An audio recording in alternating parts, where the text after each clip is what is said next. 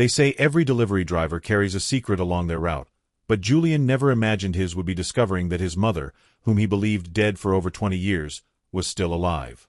In the first part, we witnessed that impossible reunion, heavy with pain and unanswered questions. But what seemed like a miracle came with an even greater weight: a mysterious paper, coded names, and a silent enemy watching him from the shadows. Now, Julián is about to face the most dangerous decision of his life, one that will test not only his courage but also the strength of the family he has just gotten back. When he left, Julián felt, for the first time since childhood, a physical urge to pray. He didn't believe his words had any value as currency with anyone, but he let them roll silently anyway, like marbles falling across an empty table. He left the park and took a side street. He made unnecessary turns, switched lanes without reason, stopped twice to adjust his boot. Paranoia wasn't strategy, but it kept his hands busy. 3 blocks from the distribution center, a car with tinted windows appeared in his mirrors again and again. He didn't try to lose it, he just changed his route. He arrived through a door hardly anyone used, the supplier's entrance. Inside, he looked for Majo. She was sitting on a pallet of boxes, reading a list with a ruler. When she saw him, she raised a finger. Wait. She finished underlining a row, then came down. What is it? Booth 52. Service chain. At noon. Majo closed her eyes for a second. When she opened them, she was all action. Let's go, she said. Let's go. You didn't think I was going to let you stand at the most expensive chain in the city alone, did you? She put on her vest, grabbed her radio, gave 2 coded instructions to an assistant. You don't drop that chain unless I'm standing 3 steps away. And if I see something I don't like, you don't drop anything. They'll see us, he objected. Let them. We're logistics personnel. We're authorized. And if anyone asks, we're waiting on spare parts. A faint smile curved her lips. They understand simple words, too. By 11:30, they were both on the motorcycle, Majo in the back, fearless, with the confidence of someone who'd ridden worse bulls. The booth at kilometer 52 appeared on the horizon, a white rectangle. Off to the side, the service entrance, a gravel access road, with a chain stretched across and a small module where a guard napped in the shade. Julián stopped the bike, removed his helmet, showed his badge. Spare parts, he said, with the flat voice of someone who said the same thing 1,000 times. The guard didn't even raise an eyebrow. Sign your name, he said, pointing at a lined notebook. Julián wrote down a fake name he used to protect clients when they asked for third-party deliveries, Tomas R. The guard nodded slightly, grabbed a keyring, found the right key, unlocked the padlock, pulled the chain aside, and let it coil on the ground. He pointed with his chin. Go on through. On the other side, a strip of concrete led them into the booth's inner structure. Official vehicles parked, a maintenance truck, 2 workers in blue vests hidden among boxes. Majo checked her watch. 11:59, she said. Julián felt sweat pool inside his gloves. Everything was going too smoothly. They stopped in a shaded spot. From there, he could see the line where a car could cross undetected, if the chain was down. Majo leaned over, as if adjusting the brake. If you tell me to drop it, I drop it, she murmured. If you tell me not to, I won't. No one else decides. The chat vibrated in Julián's pocket. Now. The air thickened.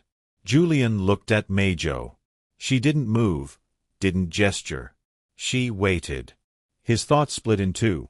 In one line, his mother walking through a door into the light.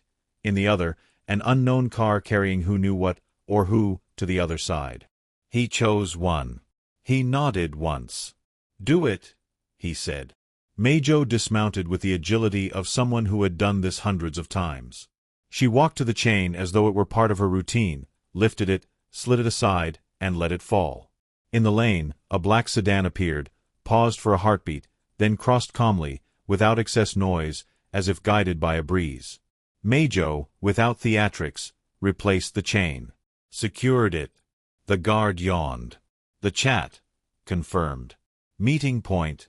Park. 12:45. Julián started the bike. The ride back was silent, almost solemn. Neither wanted to speak first. When he finally parked near the linear park, Majo got off and looked at him without embellishment. "You never touch another chain in your life unless I tell you to." "Understood." "Understood." "Good. I'll be 100 meters away. If I see two shadows where there should be one, I step in. If not, I'll watch from a distance." She touched his forearm. "And Julián, if they ask you for anything else, you say no. Today, it ends." He walked to the bench under the long shadow. The man with the cap was already there. This time, no escorts, no smiles. "It's done," he said, satisfied. "You're a man of your word. Rare breed." He leaned back, crossed a leg. "Your mother's being moved right now. You'll see her at 10 p.m., as long as you don't do anything stupid between now and then." "I want to see her sooner," Julián pressed. "Now." "That wouldn't be smart," the man denied. "You'll see her there, in a nice place. A place that smells like lavender and sweet bread." Julián didn't lower his gaze. "I don't negotiate when it comes to my mother." "Neither do I," replied the man in the cap, with exasperating calm. "And the difference is, I'm the one holding the keys. You know, I like you. That's why I'll tell you something I wouldn't say to anyone else. Don't try to be a last-minute hero. You'll get yourself killed, and your mother will go back into the shadows. And me. I hate repeating processes." The phone vibrated. A message, but not from the Sombras chat. From Majo. "3 men, bench behind you, moving weird. If I say rain, you run." Julián lifted his gaze without changing his expression. The man in the cap kept talking.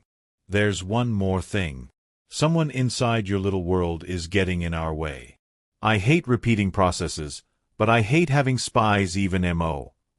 He stopped. He had noticed the slight shift in Julián's pupils. "What are you looking at?" "Nothing," he lied, forcing his gaze back to the man's face. "My job is to notice when someone sees nothing," the man in the cap smiled.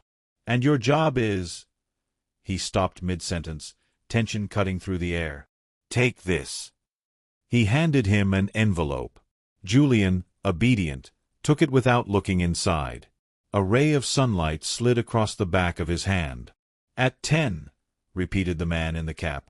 "You'll like the sweet bread." He stood and left. The 3 men Majo had spotted dispersed like ants, suddenly remembering they'd left something on the stove.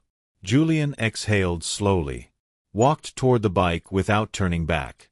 Majo approached him openly. "What did he give you?" Julián opened the envelope. Inside, only a key, small, golden, engraved with the number 17. "A key," he said.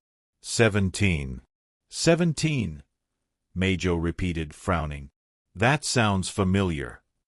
She looked up. 10 o'clock. "Where?" He didn't say. "A place with lavender and sweet bread." Majo clicked her tongue. "I know 3 places like that. 2 are bakeries. 1," she raised an eyebrow, "is a shelter." "Shelter. For women. Smells like lavender from the soaps they make themselves. And like sweet bread because there's a lady there who bakes conscious like the world ends every Sunday." She pulled out her phone, dialed a number. "Tier, it's Majo. I need a favor at 10 tonight.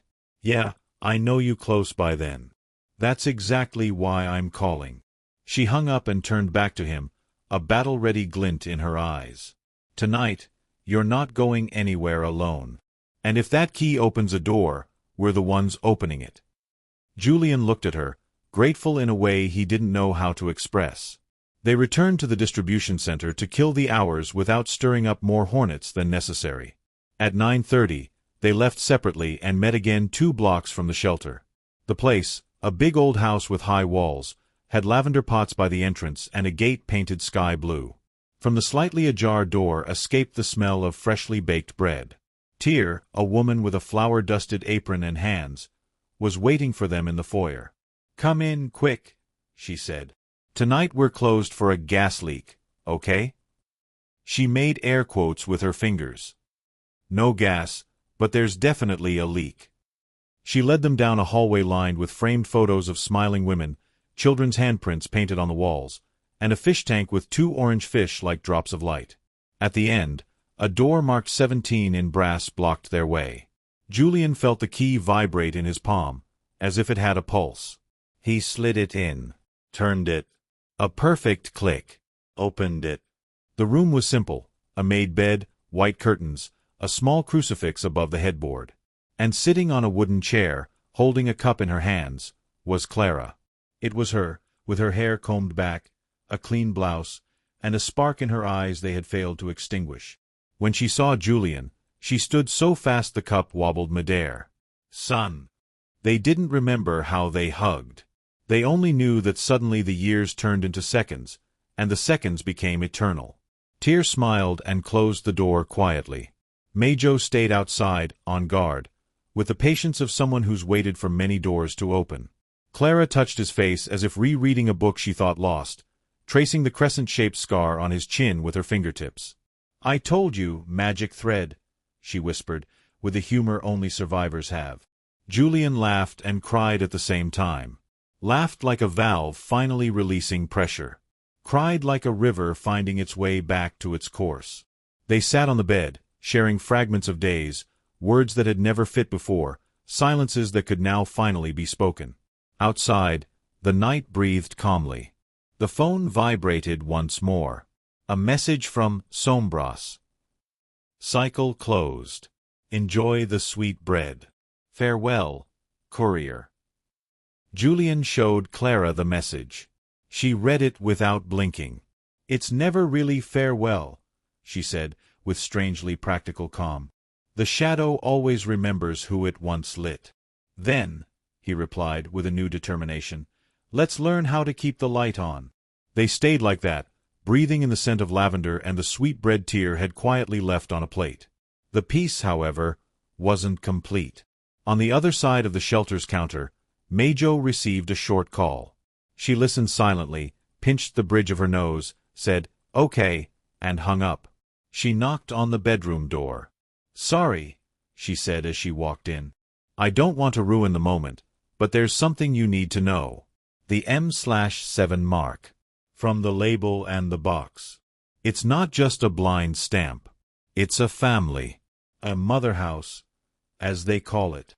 She fixed her gaze on Julián. "And they don't like leaving debts half collected. Today, they got part of what they wanted. The other part, they want back." Julián gripped the edge of the bed. "What part?" "You." Majo said it without drama, like she was reading from a list. "They want you inside. They need you. Because you were efficient. Because nobody suspects the delivery guy. Because," she lowered her voice, "there's no better ghost than the one who knocks on doors in broad daylight." Silence returned like a windless sea. Clara clung tightly to her son's hand. "They're not getting you," she said, with the strength of someone who has been imprisoned and returned. Julián looked at her. Then at Majo. Then at his own life. The motorcycle, the shipping labels, the doorbells, the signatures, the corner tacos, the streets he knew better than his own room. And in the middle of that familiar map, a new route revealed itself. That of a man who had been just legs until now, and was suddenly a heart committed to a cause. "Then," he said firmly, "we play differently. If they want me, it'll be to break them from the inside. If they look for me in the shadows, they'll find me standing in the light." Majo gave the faintest smile, the same one she wore when someone dared ask her for a raise. Tyr, from the doorway, raised a tray of pink conchas and said, "Eat first. No one fights well on an empty stomach." Julián took one, broke it in half, and handed the other piece to his mother. The warm crumb filled his mouth with something he didn't know he'd been missing, the certainty of being home. Outside, motorcycles passed like helmeted fireflies. And somewhere, in a white-lit office, someone traced a fingernail under the name of a courier who had fulfilled his task, and was now bold enough to say, "Enough." The night still held surprises. But for the first time in 20 years, The next day would dawn with a plan that didn't depend solely on someone else. And the courier, son, street man, reader of faces, braced himself for the hardest stretch ahead, learning not to run when there was nothing left to flee from. The morning after that reunion, Julián woke with a certainty he had never known. He wasn't running anymore. He washed the motorcycle with near-ritual precision, in silence, while the sun rose behind the buildings like a lamp being switched on in a kitchen at dawn. Clara, watching from the window, waved at him, and he replied with a small, restrained gesture, as though the slightest movement might break the fragile membrane of this newborn peace. At the distribution center, Majo had already spread out her personal map of the world. White boards marked with routes, names highlighted in colors, alerts on sticky notes like trapped fireflies. She pointed at an empty space on the metal table. "If you're going in, you're not going in alone," she said. "I've got 3 people I trust. Pipa, lightning fast on a bike, Neto, discreet van driver, and Lia, old scooter but brand new heart. I told them what they needed to know. Not enough to scare them, not enough to put them at risk. But they'll ride with you whenever you say." Pipa was a short woman with powerful legs, a small arrow tattooed on her ankle pointing forward, always forward. Neto, a big-handed guy with puppy eyes, could park a van in spaces that looked impossible. Lia, barely in her 20s, earned cash for her family and had learned to listen first, talk later. They all greeted Julián with that unique mix of curiosity and loyalty that only exists among those who ride the same streets, ending their shifts smelling of gasoline and bread. "We work in layers," Majo explained. "No one knows everything. No one goes where they shouldn't. If one falls, the others don't go up in flames." She pointed at a gray folder. "We start with this: repeated scanning errors at the same time slots, the ghost of the M/7 mark on forms that never make it to the archive, unregistered motorcycles escorting isolated events. If there's a mother house, it leaves crumbs. Crumbs always smell, even if you can't see them." Julián held the paper with the same seriousness a surgeon gives X-rays before cutting. There were codes, numbers opaque as stones. Notes: 42B, Cruz, Psalm. C19 voided, reprint external. Arrows connected points, and the whole thing suggested the slow breathing of a monster behind cardboard and thermal ink. "We're not going to the police yet," Majo said. "Not because they won't believe us, but because some won't know how to believe us. We need to chew this before serving it. And we need them sitting at a table they can't walk away from." "And if they break us first?" Neto asked, with a blunt honesty that felt healthy. "Then we tape ourselves back together," Pipa replied, slapping her handlebar. "And keep going." That same day, Sombras didn't write. Not a word. Silence was their way of reminding him they could make everyone disappear too. Any day, if they wanted. Julián used the quiet to train his eyes. At every delivery, he checked doorbells twice, scanned reflections in metal gates, noted cameras that no longer worked but still pointed at his face.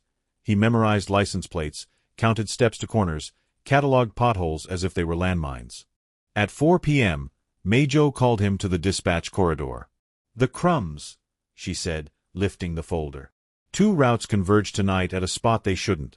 Southern Bypass, kilometer 88, an underpass nobody uses. If I'm the mother house, I don't choose it. It's far and the pavement rattles. But if I want to make something disappear, I'd pick it without hesitation. She tilted her head, studying him. "They're moving something human." The word detonated an echo in Julián's chest. "How do you know?" "Metal packages don't complain when they cross low bridges.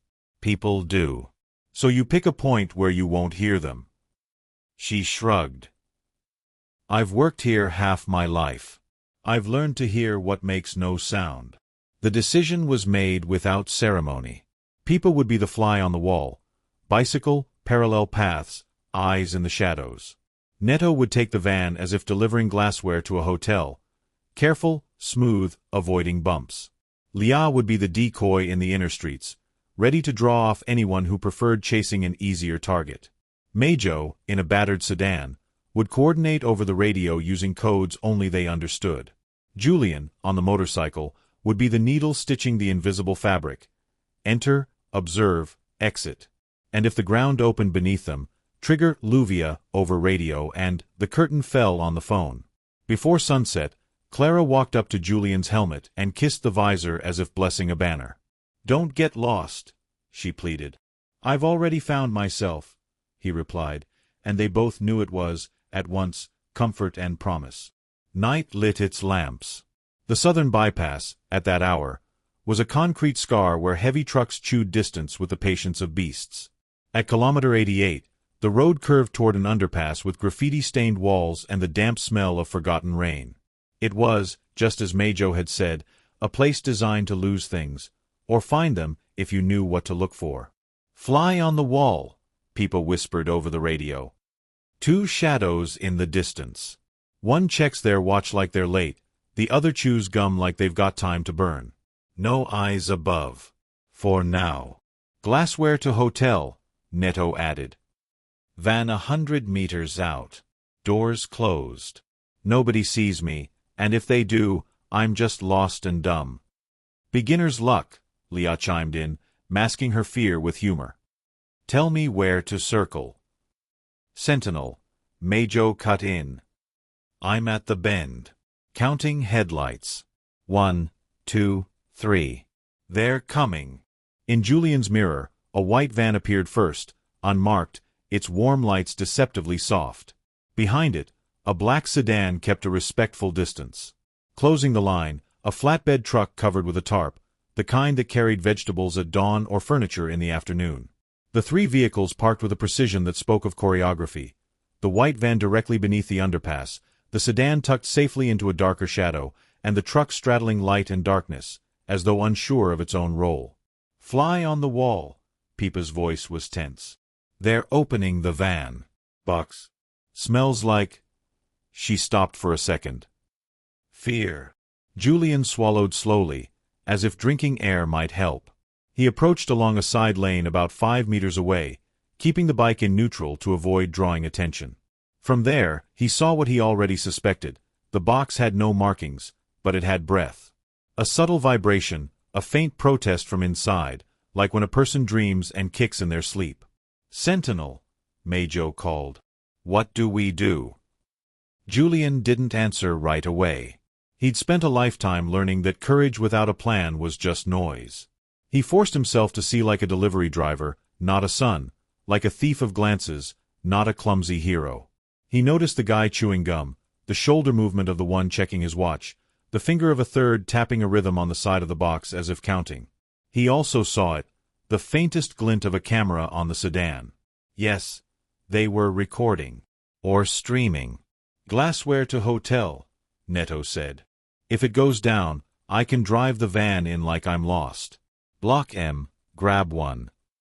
"I don't want you grabbing one," Julian said softly.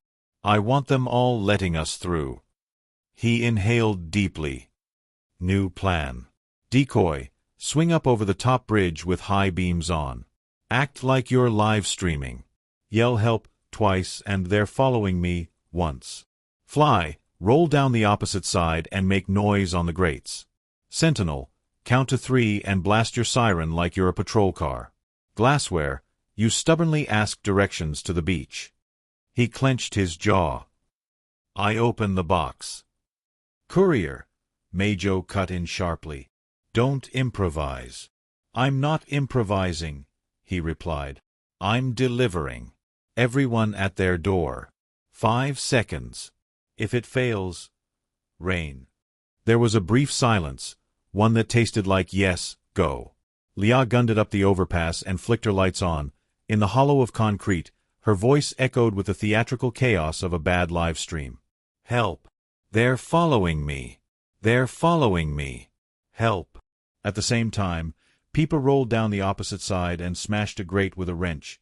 The metal screamed sharply. On Majo's 3 count, she hit an old siren hidden under her dashboard.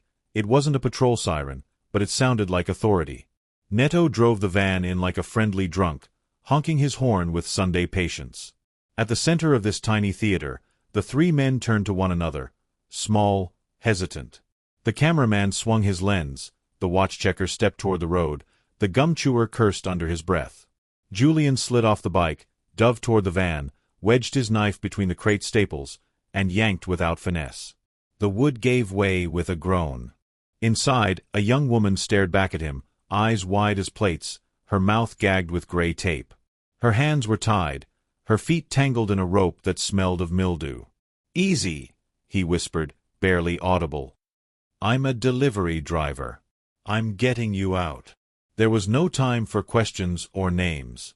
2 quick cuts freed her wrists. She tried to speak under the tape. He peeled it off gently, feeling her skin tear. He lowered her, lifted her into his arms. And only then did he notice the detail.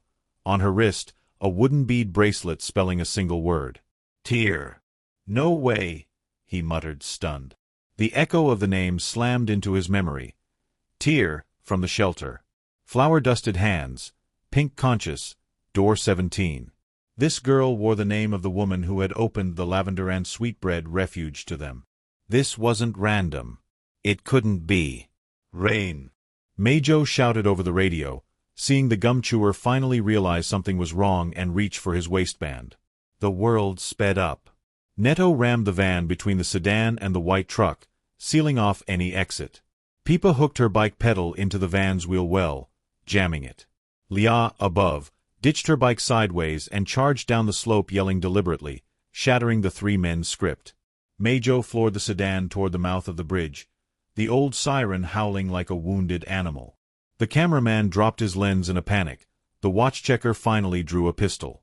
And in that second, right there, Julián knew he couldn't let anyone die.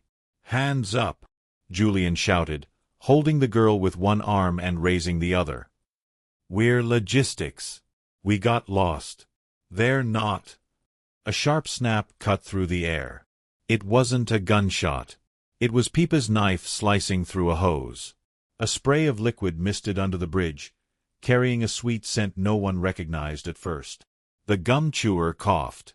The watch-checker blinked, dazed. The camera fell and split in 2, as if it wanted to cry without eyes.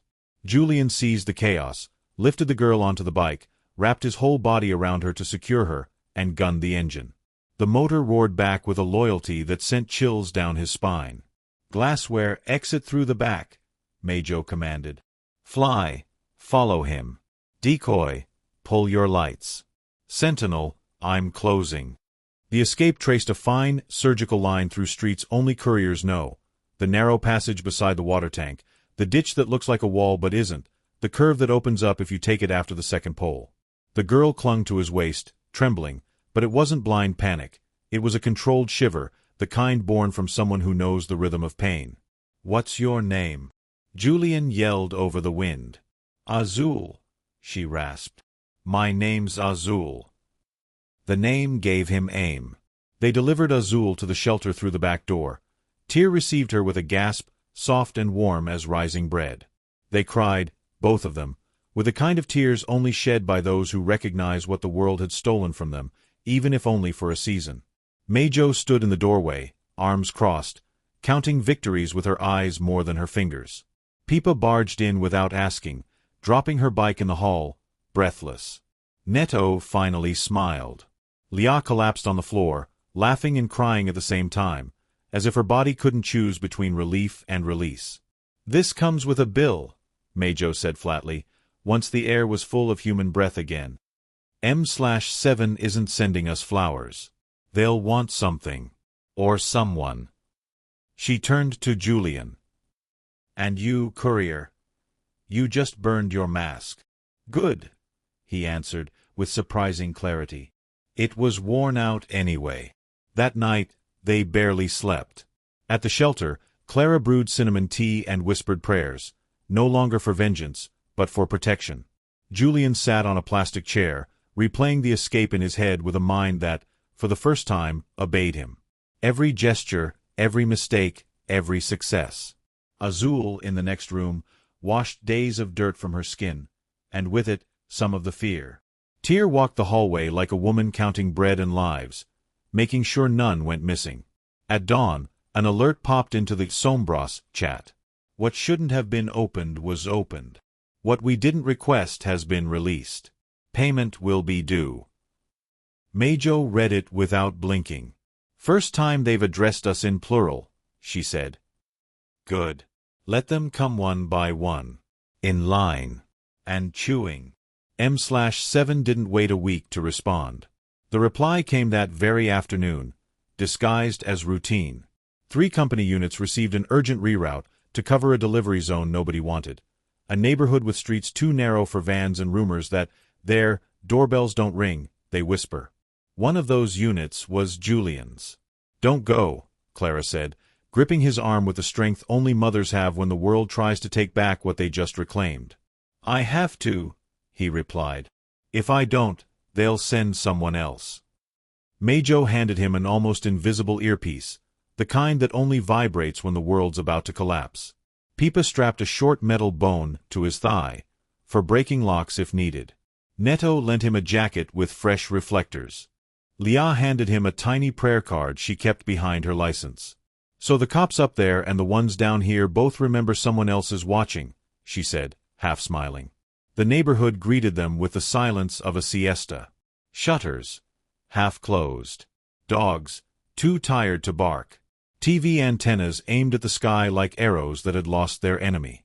Julián stopped at the first corner, dropped the kickstand, removed his helmet. And then he heard it, with a new instinct he'd learned to honor, a faint, regular buzzing. It wasn't a transformer. It was a drone. Sentinel, he whispered. Eyes up. 1. Maybe 2. Copy, Majo replied. Keep your head down. If they ask you to step inside a house, you don't go in alone. The reroute listed 5 deliveries. The first, a light package, books. The second, components. The third, medical samples. The fourth and fifth, clothing and documents. Nothing that would scare a rookie. Everything that would make a veteran laugh. He made the first and second with the professional politeness of a salesman selling smiles. At the third stop, waiting by the door, stood the man with the cap. You had to learn, he said, like someone apologizing for a prank. I learn fast, Julián answered. And I forget even faster. Don't forget this, the man replied, snapping his fingers. The drone lowered slightly, just enough for its buzzing to turn into a warning. Windows slid further shut. A car at the end of the street flicked its lights on, then off. You're going to give back what you took, the man said. The girl. Azul. He smiled sideways. Nobody keeps what they can't protect. Julián looked at him the way you look at someone who doesn't realize they've already lost. Don't bring marketplace words to a mass, he said. Don't talk to me about stealing what the world stole from her. You're the one who put her in a box. My hands are clean, the man replied, raising them. I just give instructions. Then instruct this, Julián lowered his voice. If you go near Azul, I'll go for your mother house with a light box and open it under the sun. Silence dropped like a stone into water. The man tilted his head, almost affectionately. You make me sad, courier, he murmured. I thought you were smart. You're nothing but a man in a hurry. And you're nothing but a boy with expensive toys. The man stepped back, still smiling, and with the smallest flick of his finger said something Julián didn't hear, but understood. The drone descended 2 more meters, opened a small hatch, and dropped a little package that bounced on the asphalt. It didn't explode. It didn't make a sound. It just released a white smoke that crawled along the ground like a cat searching for feet. Julián backed the bike up, covered his mouth, and tapped his earpiece. Rain, he said calmly. The street filled with sounds that brought no water, but soaked everything. Horns, footsteps, a garbage truck that, coincidentally, chose that moment to wedge itself into the alley and block the exit. On the other side, Neto reversed the van, creating a barrier without touching anyone. Pipa whistled so sharply the drone destabilized for a second. Leah appeared with a tray of bread, yes bread, that Tyr had stuffed into her basket, just in case, and tossed it into the smoke like she was planting sweetness in chaos. It was absurd, and it worked. Neighbors opened doors to sniff, saw men, a drone, a bike, a scene. And the eyes of the neighborhood, the worst kind of eyes when you're trying to stay invisible, locked onto M/7. They want a show, Majo said over the earpiece. Let's give them a crowd. The man with the cap understood he'd lost this round. He made the smallest gesture, adjusted his visor, and, with the same casualness as an actor stepping off stage, walked away. The drone shot upward with a gust of air. The car at the far end backed off. The shutters rose halfway. The white smoke became a bad anecdote in 5 minutes. They're going to come for where it hurts, Majo warned when Julián finally allowed himself to breathe. They won't come for you. They'll come for your faith, for your routine, for your work, for whatever makes you wake up without cursing. She paused. And for your mother. Let them come, he said, voice steady. They don't have my doors anymore. That night, Julián got home with a double-edged feeling. He was exhausted, yet more awake than ever. Clara was finally asleep, her face relaxed. He sat on the edge of the bed and let the silence contour his thoughts. He couldn't live every day at the edge of a bridge. He had to invent something that didn't depend on heroics. Something that planted seeds. The next day, in the back lot of the distribution center, he gathered Pipa, Neto, Lia, and 3 more that Majo approved with a single raised eyebrow. Chio, who knew every janitor, Elias, who never forgot a face, and Ro, who could fix radios with a paperclip and a coin. He spoke without theatrics. We're not cops, not saints, not martyrs. We're couriers. We know how to knock on doors. We know how to listen behind them. We know how to see the city like maps and like veins. He paused. We're going to do 2 things. A. Map the shadow routes. When something smells off, we mark it, follow it, cross-check it. B. Build a network with people who take care of people. Shelters, parishes, soup kitchens, the lady at the hibiscus water stand who sees everything from her corner. If M/7 wants us as mailmen, we'll deliver light. And when they hit back? Chio asked, ever practical. Then they'll find people, not heroes. People always win if they're together. Majo, a few steps behind, nodded without smiling. That was her way of stamping approval. What followed was a montage, days of normal work, vacuum packages, shoeboxes, self-help books, interspersed with nights of maps, red dots, and chalk arrows. They learned that Sombras used lockwords in the shipping guides, drive through the shadows, mother house, conform, and combinations of hour and letter that seemed meaningless but were actually beats of music. They tailed vehicles, got lost on purpose, showed up where they weren't expected. They made mistakes. They got things right. They got tired. They laughed. They cried. There were close calls, a couple of tail cars, 2 slashed tires. One night Neto got locked in a yard and had to pretend he was the owner's nephew to get out, and small victories. A teenager who didn't get into a van because Lia arrived just in time with a pizza saying, "Someone sent this to you." A woman who canceled a job interview after Pipa followed her from a distance and whispered, "Don't go," with the kind of seriousness that freezes blood. And this invisible web slowly pulled tighter toward one point, the mother warehouse. Not because they'd seen it, no one sees it, but because if you draw every dark path on a map with ant-like patience, they all end up pointing to the same place. An industrial polygon with rental warehouses, an unremarkable street name, and a gate that always opens with loud music so no one hears a thing. "There," Majo said one night, circling the map in red marker. "Hit it here, and it hurts at the head." "Hit it there, and they cut mine off," Julián replied, deadpan. "That's why you don't go alone," she answered.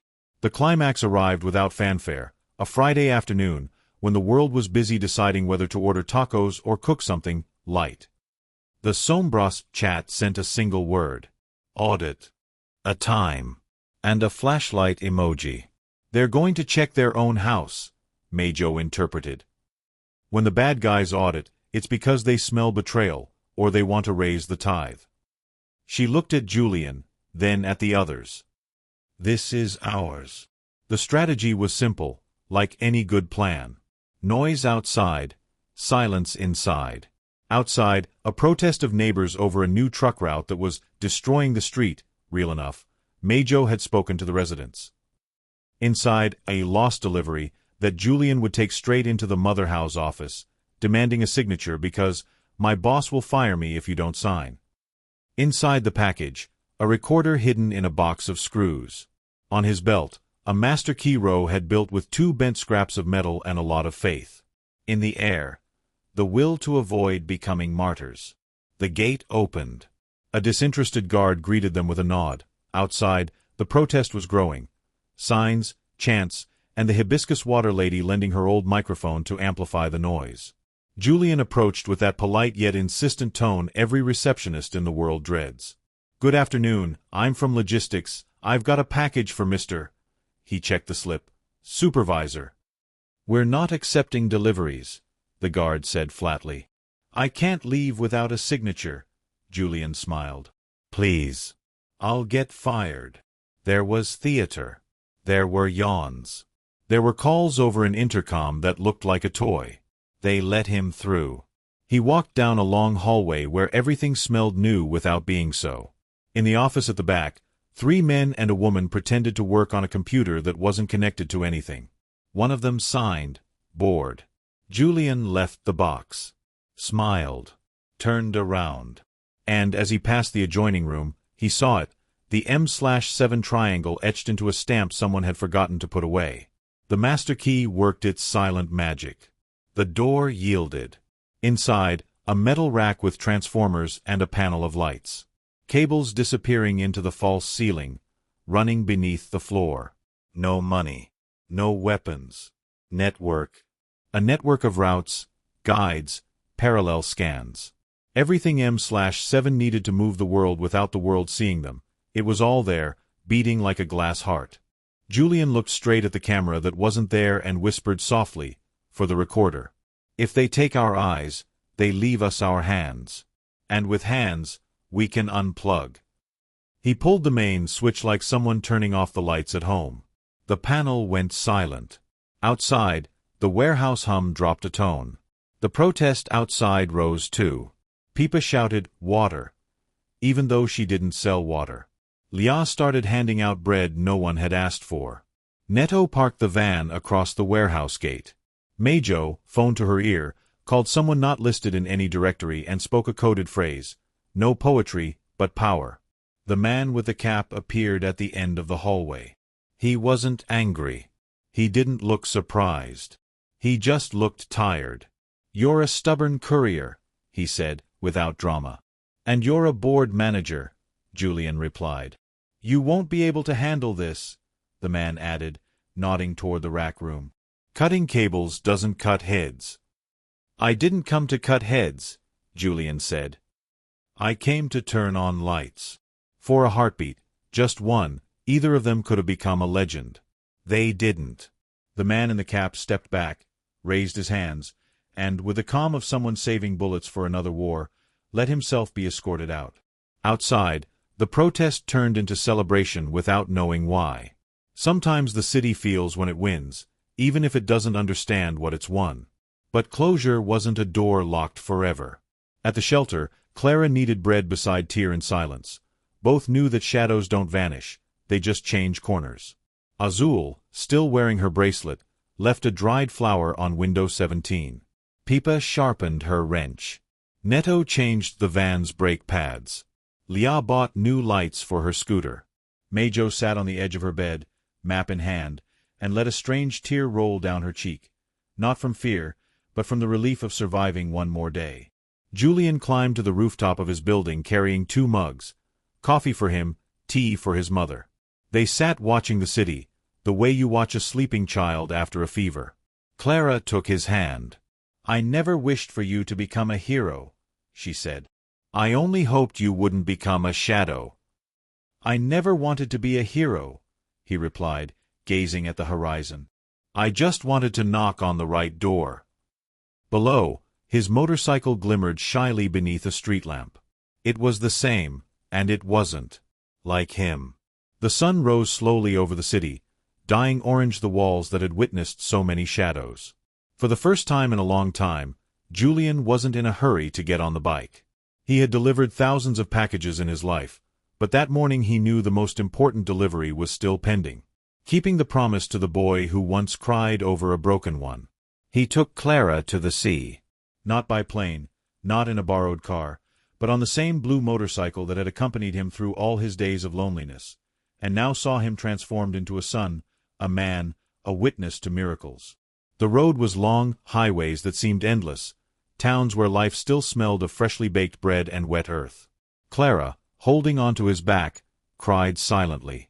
They weren't tears of pain, but of release. Every kilometer was one less chain, every curve a memory that stopped hurting.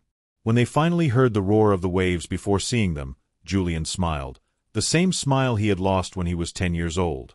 He braked at the edge of the sand. The salty breeze wrapped around them. Clara stepped down slowly, barefoot, letting the water wash over her feet. She closed her eyes. "The sea tastes like old tears," she whispered, repeating that phrase that had been trapped in a corner of her son's memory. Julián looked at her. And then he understood everything. It didn't matter what had happened, nor the shadows, nor the hidden names. What mattered was that she was there, alive, breathing, with a chance to start again. He grabbed a handful of sand and let it slip through his fingers. "Mom," he said, his voice breaking but steady, "I'm not afraid anymore." She caressed his face, the same way she had the last time she saw him as a child. "Son, we'll never be lost again." The waves crashed harder, as if applauding. The sun reflected on the water, painting their silhouettes in gold. And although they knew that the mother house might still be alive, that shadows never fully disappear, they also knew they had lit a light, one that others would carry through the streets. A light that would travel on motorcycles, vans, and bicycles. A light that isn't delivered in boxes, but in actions. Julián hugged Clara, and with the roar of the sea in the background, he knew he had made the most important delivery of his life, the delivery of his own hope.